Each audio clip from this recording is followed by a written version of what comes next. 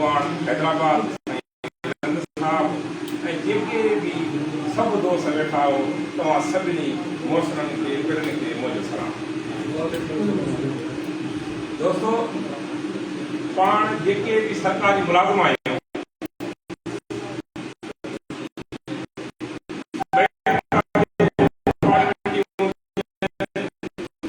सभु सरकारी ऐं सभिनी जो मुखाल साॻियो आहे।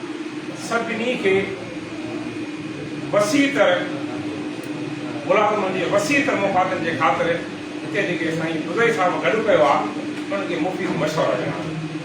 सभ खां पहिरीं त मां आपका सिंध जे जनरल सेक्रेटरी ऐं एडिशनल जनरल सेक्रेटरी जो तमामु घणो घुराईंदो आहियां, शुक्रगुज़ार आहियां, मशकूर ऐं ममनून आहियां, जंहिंमें हिकु दफ़ो न पर हमेशह जीअं पंहिंजी रवायतुनि खे क़ाइमु रखंदे हिते ई दोस्तनि खे घुराईंदा आहिनि ऐं मुलाज़िमनि जे मुफ़ादनि जे लाइ हिते ई बहितर फ़ैसिला थींदा आहिनि।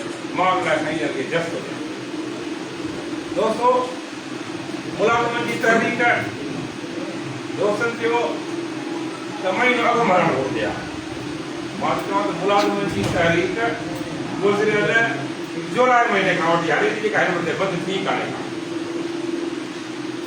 गुज़िरियल तव्हां जदोजहद ॾिठी उहा सिकंदर जतोई जे रूप में हुजे, साईं हाजी अशरफ ख़ासकरी जे रूप में हुजे, असां सभिनी जो मक़सदु जेको उहो साॻियो इहो हिकिड़ो ई हो त असांजे मुलाज़िमनि जा जेके मसइला आहिनि, वफ़ाक़ी सरकार जेका बजट पेश कई 10 जून 2025 ते ऐं उन्हनि DRA ॾिनो, ॿियूं सहूलियतूं ॾिनियूं।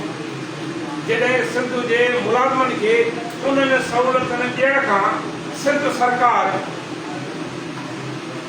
माटेरी माण्हू सुलूक अख़्तियार कयो त सिंध जा सरकारी मुलाज़िम सभु हिकु प्लेटफॉर्म ते मुतहद थी विया ऐं सरकार सां सिंध जे सरकारी मुलाज़िमनि जदोजहद कई। उन ॾींहं खां वठी जदोजहद हलंदी थी अचे ऐं उहा जेका जदोजहद आहे उहा जदोजहद साईं साजन साहिब असां सरकारी मुलाज़िमनि जे बुखे पेट ऐं हिन बेज़मीर हुक्मरान जे विच में जहिड़ो हले थो ऐं इंशाअल्लाह ताला तव्हां असां फातिर थींदा। उन खां पोइ असां ख़ामोश न कई। असां 21 मई ते हैदराबाद में मुलाज़िम तंज़ीमुनि जो डिग्री कॉलेज में इजलास घुरायो। जेके बि मुलाज़िम तंज़ीमूं वेठियूं आहिनि उन ॾींहं ते 16-17 मुलाज़िम तंज़ीमूं मौजूदु हुयूं ऐं असां उते वेही फ़ैसिला कयासीं त असांखे तहरीक हलाइणु घुरिजे। जेका CA जी क़यादत आहे उहे बि असांजा भाउर आहिनि, उहे बि इजलास में अचनि त असां सभु हिकु प्लेटफॉर्म ते मुतहद थी करे अॻुवाणी करण जो उन ॾींहुं बि असां कयोसीं। असांखे को बि शौक़ु कोन्हे को दोस्त अचनि त गॾिजी सॼी उहा जदोजहद हलायूं ऐं मुलाज़िमनि जा मसइला हल थियनि। उते फ़ैसिलो थियो। आपका जे दोस्तनि हिकिड़ो पॉम्फलेट छपरायो हुयो ऐं उन महीने खां वठी तारीख़ हले पई। मुख़्तलिफ़ यूनिटनि में एहतिजाज बि थियनि पिया, धरणा बि थियनि पिया। उते दोस्तनि ॾेखारियो त आपका जे दोस्तनि 10 तारीख़ ते एहतिजाज जो सॾु ॾिनो आहे। मां दोस्तनि खे चयो तव्हां असां सभु वेठा आहियूं। बुज़ई साहिबु सम्झू माण्हू आहे, सीनियर माण्हू आहे ऐं 2001 खां वठी असां हिनखे ॾिसंदा था अचूं। मुलाज़िमनि जे मुलाज़िमनि जे हक़नि जे लाइ मुख़्तलिफ़ वक़्तनि ते जदोजहद कंदो थो अचे ऐं फिराक दिलि माण्हू आहे। असां हुनखे गुज़ारिश कंदासीं त 10 तारीख़ न पर हिते तव्हां मुलाज़िम सभु गॾिजी करे जेका तारीख़ तय कयो फिक्स कयो उन ते बुज़ई साहिब खे अर्ज़ु कंदासीं त बुज़ई साहिबु उहा पाण वारी तारीख़ खे क़बूलु कंदो ऐं 10 तारीख़ वारी उहा जेका एहतिजाज आहे उहो मुलतवी कंदो। असां सभिनी जो गॾियल फ़ैसिलो थियो। गस्टा जे दोस्तनि मोहतरम साईं हाजी मोहम्मद अशरफ ख़ासकरी जो पैगाम पहुचायो त हे तारीख़ न हुजनि। असां जदोजहद इलेक्शन प्रोसेस में आहियूं ऐं असां पाण लिखी माण्हू ख़बर आहे त इलेक्शन असांजी गस्टा जी पेटीअ में MPA खां वधीक थींदी आहे। उते असां तय कयोसीं 8 तारीख़ ते एहतिजाज कंदासीं। 8 तारीख़ ते असां एहतिजाज जो ऐलान बि कयोसीं। उहे हिकु पेटीअ में जेतिरो एहतिजाज जो ऐलान हो पर जेके मुलाज़िम तंज़ीमूं गॾिया हुआसीं आपका समेत उन्हनि सभिनी जो गॾियल ऐलान हो। उन खां पोइ वरी उते चयोसीं त अञा हिनखे मौसर नमूने सां वधीक मज़बूत कजे, ऑर्गेनाइज़ कजे। जेके असांजा दोस्त सीनियर न पहुची सघिया आहिनि उनखे मदू कजे ऐं सभु दोस्त गॾिजी वेही करे मुफ़ीद मशवरा ॾियनि त हिनखे अञा कहिड़े तरीक़े सां कामयाबी जे तरफ़ वठी वञूं। 2 तारीख़ ते असां वरी चयोसीं त वरी ॿीहर पाण में दोस्त वेहंदासीं ऐं दोस्तनि मूंखे ख़िदमत जो मौक़ो ॾिनो। PTL जी मरकजी सेक्रेटरीट में बुधई साहब समेत सब दोस्त असां उते वेठा हुआसीं। असां वरी हिकिड़ी कोशिशि कईसीं, सभिनी दोस्तनि खे गॾु करे विहारियऊं। उहा असांजे दोस्तनि जी वरी बैठक बि थी। कहिड़ी तारीख़ कई? सरकार हाउस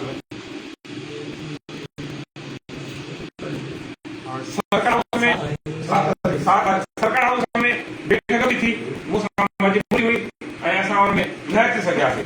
त उते असांजो इहो फ़ैसिलो थियो त 8 तारीख़ ते असां इन खे मौख़र कंदासीं ऐं असां ॿियो सभु जेके दोस्त आहियूं गॾिजी वेही राय अमल जोड़े असां ऐलान कंदासीं। अॼु हिते असांजे दोस्त, असांजे साथनि, तंज़ीम जे सरबराहनि मुफ़ीद मशवरा ॾिना आहिनि, वॾियूं वॾियूं ॻाल्हियूं कयूं आहिनि, भला भला राया ॾिना आहिनि। मूंखे उमेद आहे, मूंखे यकीन आहे त अॼोके इजलास जेका सदारत आहे उहा हमेशह मिज़मान तंज़ीम कंदी आहे। ऐं साईं बुधई साहब सभिनी दोस्तनि जे सभिनी रायनि खे गॾु करे सहेड़े मुलाज़िमनि जे वसी कर मुफ़ाद जे लाइ अॼु हितो इंशाअल्लाह ताला का न का तहरीक जो ऐलान थींदो। मुंहिंजो हिकिड़ो आयो आहे साईं महमूद अली वाक़िफ़ में बहितरीन अंदाज़ सां साईं ब्रीफिंग ॾिनी ऐं मामलनि मसइलनि जी साईं तशरीह कई। साईं इएं बि चयो त भला सदाईं कराची छो, कराची हैदराबाद हो रही हैदराबाद तॾहिं कराची ईंदी जॾहिं असां उहो फर्स्ट क्लास नमूने सां इवेंट कंदासीं। असां त कराचीअ खे कमु सही घुरायोसीं। मोहतरम साईं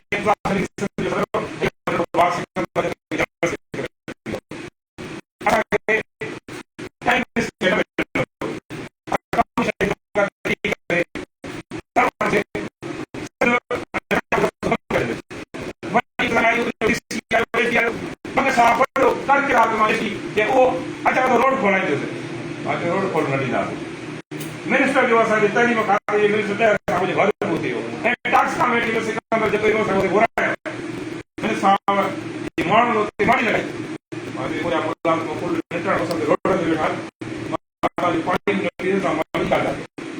असां वेठा रहियासीं ऐं सरकार कर्म अची वई। सरकार कबू शइ उन महिल व्हाट्सएप ते लेटर आयो त तव्हां सां मीटिंग कयो आहे, तव्हांजो मसइलो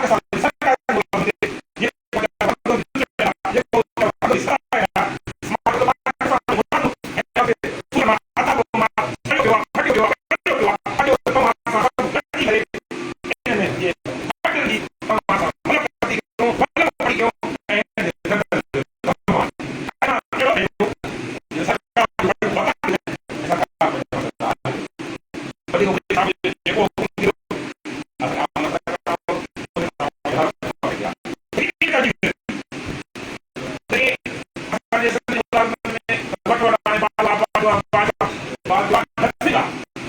मां तव्हांखे सम्झो